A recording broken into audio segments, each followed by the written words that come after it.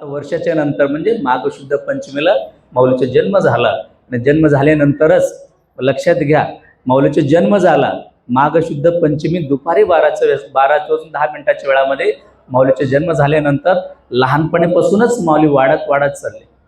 बघा त्या वेळातलं परिसर तुम्ही लक्षात आणा. सामाजिक, धार्मिक, शैक्षणिक त्या 1482 साल कसं होतं. मोगलांचं आक्रमण आपल्या भागात असताना त्यांना मनावा तसं पुरं कुठलंही चांगलं वातावरण त्यांना भेटत नव्हतं. अशी वाईट परिस्थितीमध्येही सुद्धा माऊली मात्र आपला हा घराण्यातला आचार विचार मात्र अजिबात न सोडता माऊली लहानचे मोठं होत होत गेले. आणि लहानपणीपासूनच मनमत माऊलीचे जे काही लहानपणीचं आपण खेळ म्हणावा किंवा लीला म्हणावा तर माऊलींची लीला फार वेगळं राहावं. समाजापेक्षाही वेगळं माऊलींचं वागणं होतं. अनेक लोकांना वाटत होतं माऊली म्हणजे जंगमकुळातलं जन्मलेलं आहे. पाळण्यामध्ये त्यांना शिवराज अशी नावानं त्यांनी सांगितलं. पाळण्यातलं नाव माऊलीचे शिवराज होतं. नंतर त्यांनी शिवराज वाढत गेल्यानंतर सगळ्यांना वाटावा हे काय आपल्याकडे येणारं वाटणारं नाही.